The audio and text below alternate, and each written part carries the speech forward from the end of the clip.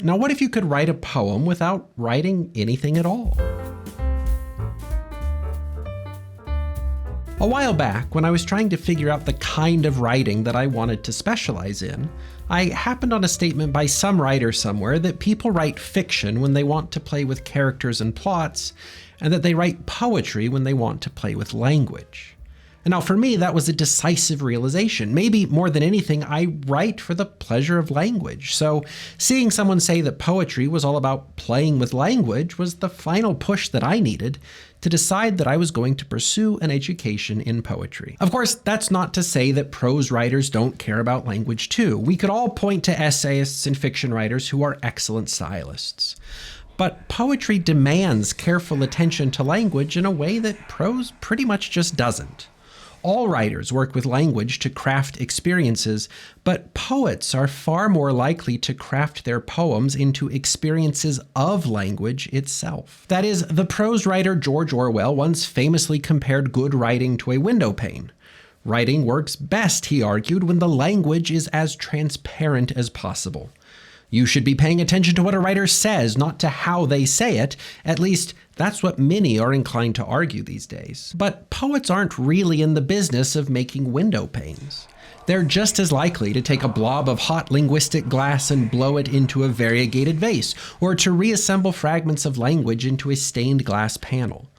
These are linguistic creations that you're meant to look at, not just through. But for many of us, the conventions of prose, the overbearing dictates of plainness and clarity, and the efficiency-minded practices of speed reading and predictive text have all muted our sensory relationship to language.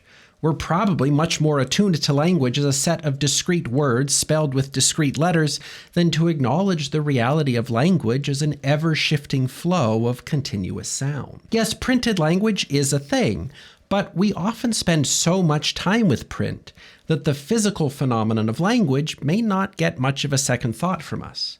But there's so much to be gained from looking at language not just as an intellectual thing, but as a physical, material thing that begins in breath, disturbs the air around us, and plants itself oscillating in the ear. And attuning ourselves to that reality of language can be helpful for any writer, but it will be especially transformative for the poet, who works with a unique attention to language and its form. At least that's part of the argument Jake Adam York makes in an article about poetry teaching that I was reading recently.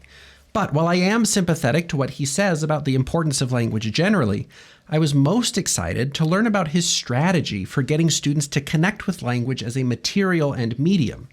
A strategy that involves writing poetry without writing anything at all. And long story short, I gave it a shot. So let's see how it all works. York explains the goal of his method like this. First, I want students to experience and consider word sounds more directly and more completely. I want them to have a phenomenological experience of words, so I have to remove their normal ways of thinking about words. The students arrive, in a sense, tricked and trapped by the way words look. Words are graphically discrete, and they may appear to function discretely. Each has its meaning and its shape, and the trick to making a sentence can seem, primarily, to be getting the meanings in the right order and making sure they have spaces between them. But if students are to perform the broad consideration of a poem more effectively, they need to enter sentences more deeply, to consider them more minutely. They need to move beyond a reliance on graphic discontinuities. In order to do that, then, York walks students through this process. First, record yourself reading a paragraph. Second, dump that recording into some kind of editing software. Third, cut out individual words. And then fourth, use those words to compose an original poem. But there's more to it than just that. Anyone can slap random words together. The real goal is to end up with a poem that, as much as possible, sounds natural and fluid, as if it had been the intended recording all along. As York says, this demonstration has laid the groundwork for the realization that the management of a poem's sound texture is a matter of attention beyond an ear to assonantal or consonantal patterns, or metrical pulse or rhythm. We must consider how the sounds of words, all the sounds, interface with one another. Meaning that, yeah, rhyme, meter, assonance, and consonants are all important, But there's so much more to thinking about the sounds of poetry than just the usual suspects. So the basic idea is that by working with recorded language, we're forced to pay attention to language as sound, to consider the boundaries and ligatures between words, to realize that a written text conveys only a slim fraction of the linguistic realities of composing poetry. So I started by recording a little paragraph about cilantro from the Flavor Thesaurus because I thought it had some fun words in it, and that was an easy enough first step, but cutting it down into individual words was a fun little challenge. Sure enough, pinpointing the end of one word and the start of another was an almost impossible puzzle. For example, where one word ends with an S and the next begins with an S, there isn't really a break, so where do you make the cut? But there were also other interesting things I found along the way, like how stop consonants at the ends of words aren't really recognizable until they're released. But then that means that your words sound incomplete if you don't include a little bit of the next word in the cut. Also, the first time I tried splitting up the words, I did a job that I wasn't fully satisfied with. So I gave it a second go and had a much easier time because even in only a second attempt, I was already much better at recognizing the characteristic shapes of syllables and sounds in the waveform. The second time around, I wasn't just clicking aimlessly and hoping to find words. I was recognizing the turbulence of S's, the sailfish curves of vowels, the subtle changes in pattern as one consonant gave way to another. These are all things that I could have told you about intellectually, but actually experiencing them and working with and against the acoustic realities of language left me knowing these things in a whole new way. But maybe the most significant part of this cutting up process for me came in how it got me to think of the temporal dimension of language differently. I mean, written words take up a certain amount of space on the page, but that actually only correlates so much with their duration. I was routinely surprised at this stage to see just how much time some words take to say, or even how much time certain word sounds take to say, and how often that realization cut against my print-based intuition for how long those words actually were. And then there were other, maybe more expected things, like the fact that words get pronounced in different ways in different contexts. But like with everything else in this exercise, there's a real difference between knowing that short words like the and it are slippery and then actually hearing them with all their context stripped away. These words, recorded in context, end up sounding so strange in isolation. And between that and interacting with visualized waveforms, this exercise can already do a lot to acquaint you with language in a new way. But, of course, this is only the beginning. So, with a folder full of word sounds, the next task for me was to assemble a poem. At first, I just tried putting words in to kind of feel my way to a poem of my own, trying out phrases and ideas to find something to say. As the basic idea started to take shape, though, then I started paying more careful attention to the sounds of the words themselves, and in an effort to make the new poem, or what York calls a phonotext, sound as natural as possible, given the constraints of the medium, I had to make some important decisions. Surprisingly, some words that sounded the best in isolation ended up sounding out of place in their new context. In some cases, like with the and its, I had multiple instances of a word to choose from, and clearer, more finely articulated instances sometimes ended up drawing more attention to themselves than they should have. In those cases, duller, muddier instances actually did a better job of sitting back to let the more important words shine. And of course, words taken from different parts of the recording had different characters to them. Words recorded after I had taken a breath were brighter and louder, and words that came as my breath was running out were more subdued. So, even if a word meant the right thing, it was sometimes so out of place in the new acoustic collage that I was building that it just couldn't stay where it was. Because remember, the goal here is not just to cobble words together. If meaning were all that mattered, we could have just printed them out and cut up individual words on paper and then ransom noted them all together.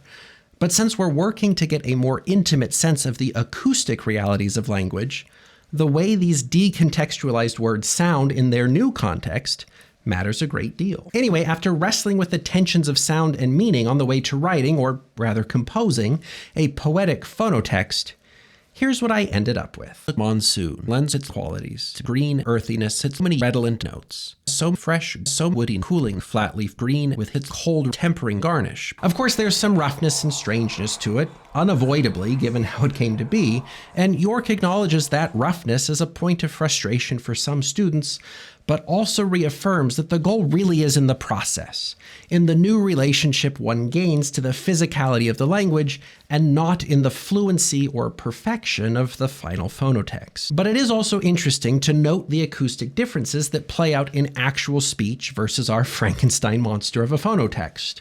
So here, one more time is my phonotext, followed by a deliberate re-recording of it. The monsoon lends its qualities to green earthiness, its many redolent notes. So fresh, so woody, cooling, flat leaf green with its cold tempering garnish. A monsoon lends its qualities to green earthiness, its many redolent notes, so fresh, so woody, cooling, flat leaf green with its cold tempering garnish. So what do you notice about the textures, the qualities, the sounds of language in both of these versions?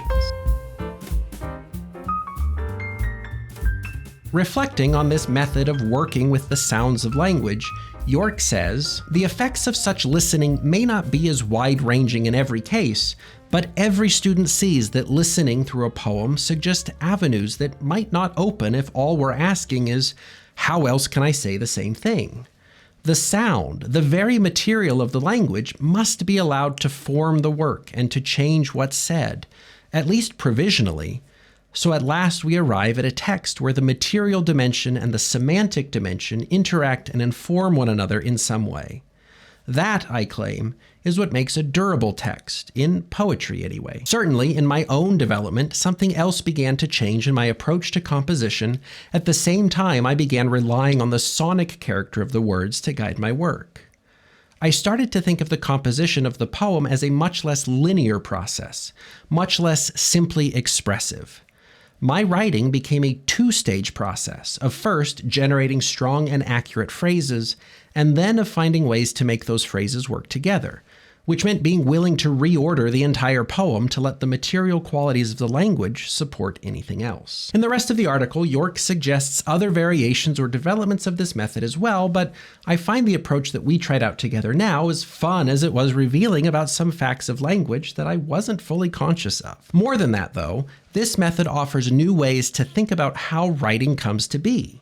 When you begin by obliterating and reassembling a recording, you must recognize that all that cutting and reorganizing can be a pathway to new creation. Or as York puts it, the goal of this exercise is to give the students a visual model for phrase-based writing that eases our discussion of revision. They can now imagine revision as a process that begins by cutting away material and continues by rearranging what's left and then developing new connections between the salvage. Their own poems become the raw material from which new poems may arise. In the end, the worst you can do is to have a little fun reassembling audio clips. But you might also come away with a keener intuition for the sound of language and a new perspective on the composing and revising process. And that, whether your phonotext ends up being good or not, is the kind of learning that can ultimately make all the difference. But with that, my friends, I hope you'll give it a try and see what you learn along the way. Before you leave, though, thank you for watching, and thanks to all of you for the many ways you support the show.